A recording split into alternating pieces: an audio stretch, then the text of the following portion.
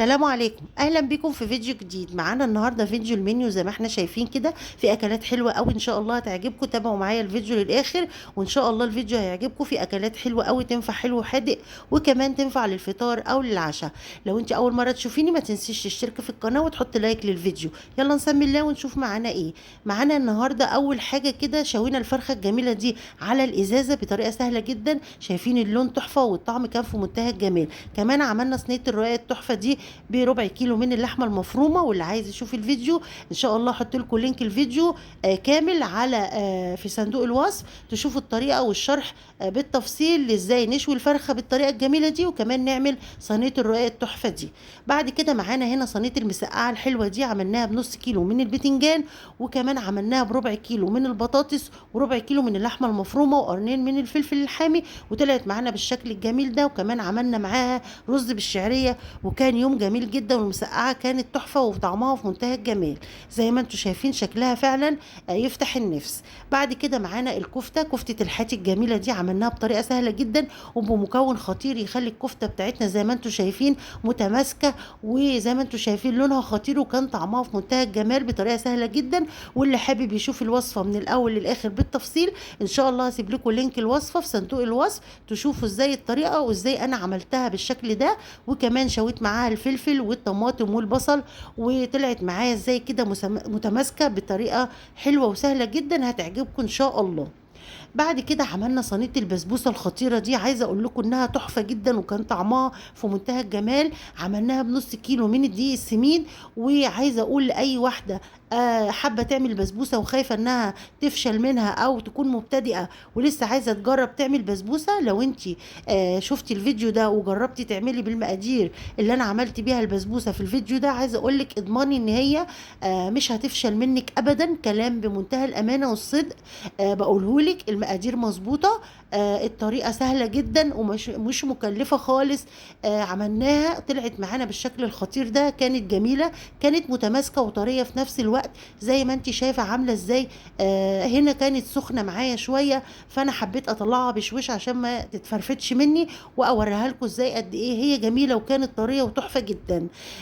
واللي عايز يشوف طبعا الوصفه موجوده على القناه، وكمان هحط لكم لينك الفيديو بتاع البسبوسه عشان تشوفوها، وكمان مكتوب كل حاجه، والفيديو فيه كل حاجه، كل التفاصيل، المقادير عملناها ازاي وخدت مننا وقت قد ايه في الفرن، وازاي تطلع معانا طريه وجميله كده بالشكل الجميل ده وبطريقه سهله جدا. واوعدك ان شاء الله لو انت جربتيها هتطلع معاكي بالشكل اللي انت شايفاه ده، من غير تعب ومن غير تكلفه، وكمان وانت ضامنه ان الخامات بتاعتك او الحاجات اللي انت عملتيها او جبتي تعملي بيها البسبوسه مش هتخسريها ابدا، وهتطلع معاكي بالشكل الجميل ده. زي ما انت شايفه البسبوسه طريه جدا ومرمله كمان، شايفين لونها كمان من تحت ومن فوق بمنتهى البساطه. في الفرن ما خدتش مننا بالظبط نص ساعه وطلعت معانا بالشكل الجميل ده، وسقيناها بالشربات على طول وهي سخنه، والشربات كان دافي علشان تفضل معانا مرمله وطريه زي ما احنا شايفين. كمان غطيناها بغطا الحله لمده 5 دقايق عشان تفضل وشها طري وتفضل معانا بالشكل الجميل ده. وعملناها كانت خطيره جدا. يا رب تعجبكم الطريقه، تكون بسيطه. خشوا وشوفوا الفيديو هيعجبكم ان شاء الله بطريقه سهله جدا وبسيطه. زي ما انتم شايفين البسبوسه بتتكلم عن نفسها، مش محتاجه خالص ان انا اقول لكم هي ايه. خشوا وشوفوا ان شاء الله هتعملوها بطريقه سهله. بعد كده معانا هنا طبق الباميه الجميل الخطير ده، احنا عملناه وكمان انا منزله فيديو على طريقه الباميه ديت، وعملت جنبها فراخ كانت عاملاها سلقاها بالشوربه. عندكم الفيديو تقدروا تخشوا تشوفوه ازاي انا سلقت الفراخ وعملت منها شوربه في منتهى الجمال. سقيت بيها الباميه بتاعتي زي ما انتم شايفين، الشوربه لونها جميل جدا وخطيره. عملت كمان طبق قوطه مخلله بالثوم كده زي ما انتم شايفين، وعملت رز بالشعريه، وكان يوم جميل جدا. عملنا الباميه من شوربه الفراخ فسقيناها يعني بمرقه الفراخ، فكانت طعمها في منتهى الجمال. والطريقه سهله، تقدروا تخشوا تشوفوا الفيديو. هسيب لكم برده لينك الوصفه في صندوق الوصف اللي حابب يشوف طريقة البامية دي انا عملتها ازاي، وازاي طلعت معايا باللون الخطير ده، وازاي كمان خللت الطماطم الحلوة دي وعملت رز جنبها وشوربة وكانت جميلة جدا. خشوا وشوفوا ان شاء الله الفيديو هيعجبكم باذن الله. زي ما انتم شايفين البامية بتتكلم عن نفسها. بعد كده اليوم اللي بعديه عملنا كفتة الفراخ اللي انتم شايفينها دي، وكمان سويناها على الجريل. حمرنا جنبيها كمان شويه بطاطس حلوين قوي. زي ما انتم شايفين كانت البطاطس اليوم ده مقرمشه وحلوه. كانت حلوه من النوع الحلو يعني اللي بتتحمر او تحمير يعني. زي ما انتم شايفين الكفته جميله جدا، كفته فراخ حلوه قوي. انا عملتها على الجريل بطريقه سهله جدا. لو حابين ان انا انزل لكم وصفه الفراخ دي ان شاء الله اعملها لكم في فيديو مخصوص. زي ما انتم شايفين عملنا كمان جنبيها رز اصفر جميل قوي بالكركم وبالكاري، وكمان كنا بشرين معاه جزرايه، وحطينا الليمون الناشف، وحطينا الورق اللورة والحاجات اللي بتخلي الرز كده له نكهه وطعمه في منتهى الجمال. كمان حطينا شويه زيتون مخلل من اللي احنا مخللينه في موسم الزيتون.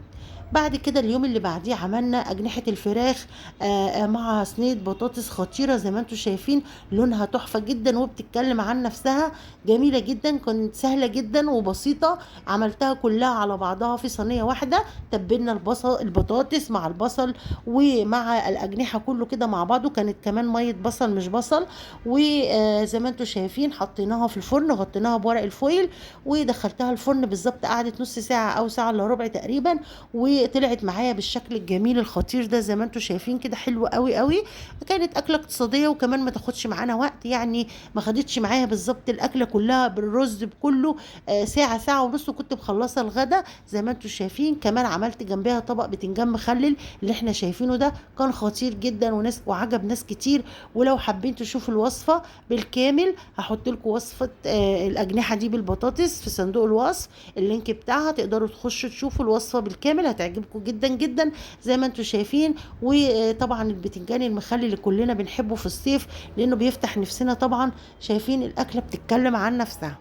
بعد كده عملنا المعجنات الجميله دي عشان نتعشى بيها. زي ما انتم شايفين ب3 كوبايات من الدقيق، وحشيناها بالجبنه، وكمان حطيناها عليها شويه من شرايح الزيتون كده نخلي شكلها من فوق كده حلو كده ويفتح النفس. زي ما انتم شايفين حلوه جدا، ما خدتش معانا طبعا وقت طويل، اتعملت على طول بمنتهى السهوله.